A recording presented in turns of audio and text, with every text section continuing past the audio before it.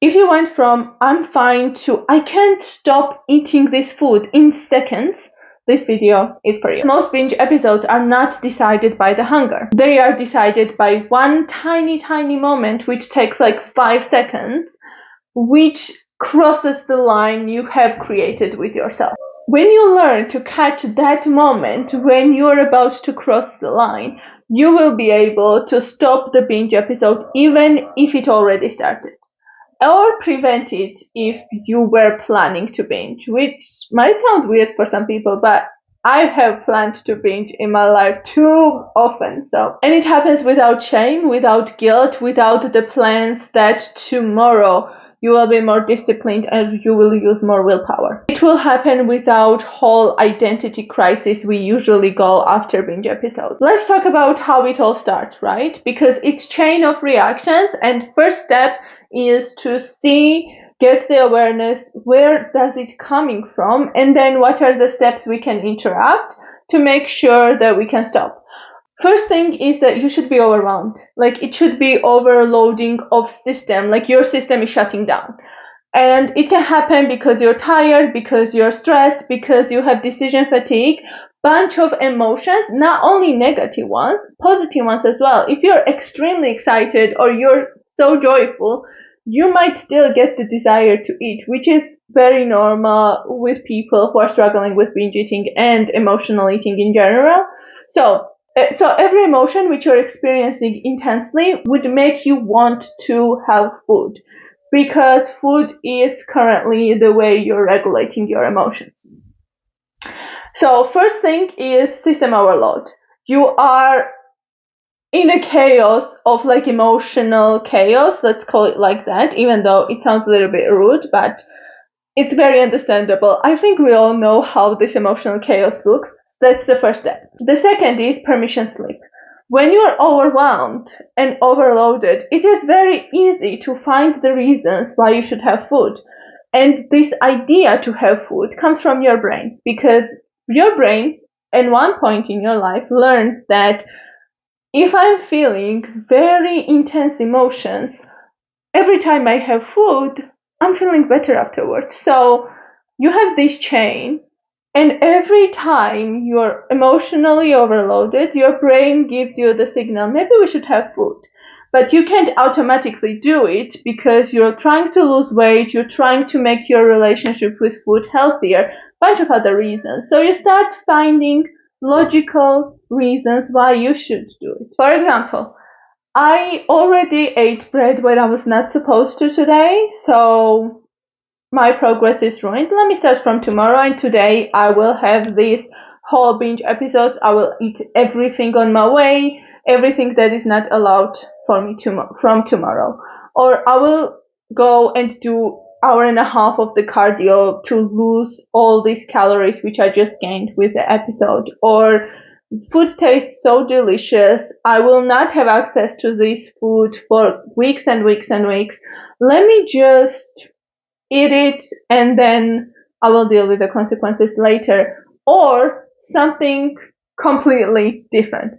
I'm giving you my examples because those were type of thoughts I would usually get, especially the one with I already ruined my progress, let me start from tomorrow, let me start from Monday, and now I have a permission slip to do whatever I want, which involved eating tremendous amount of food to the point where I was feeling physically sick and numb. So the second step is finding what is your permission slip.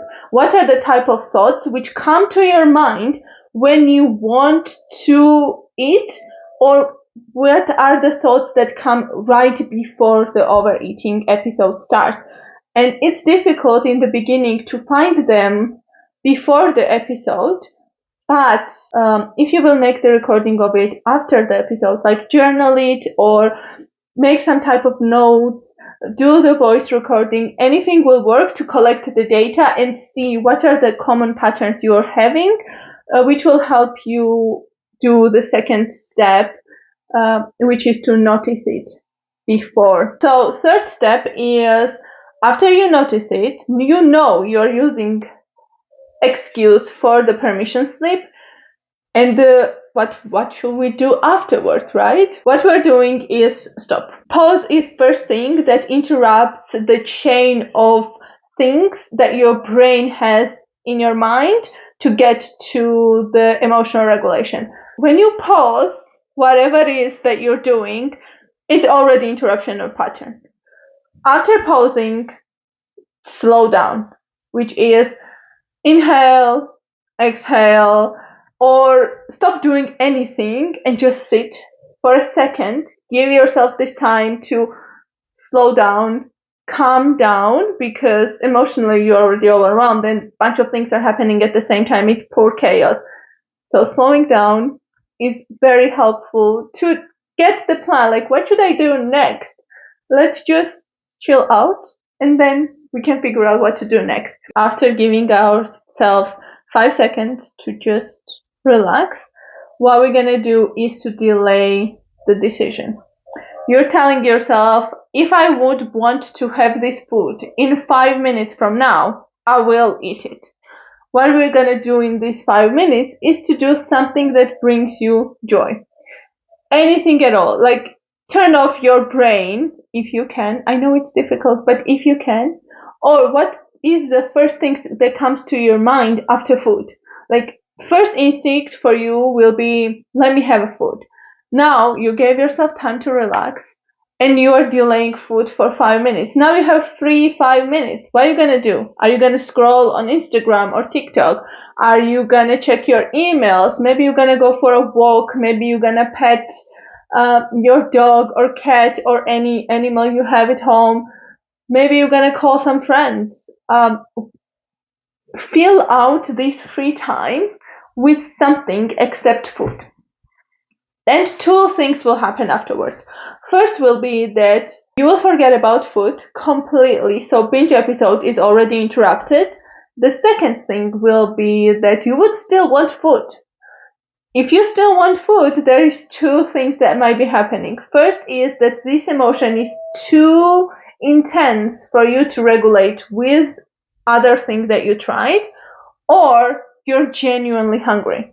Like, your body needs food right now, and that is usually associated with fear of switching from nutrition to binge episode, because I remember being afraid of eating food because I was not aware when the switch was happening, when I was not hungry anymore, but I couldn't stop eating. So it might be fear behind it, that if you start, you will not be able to stop. That's why every food intake becomes the binge episode.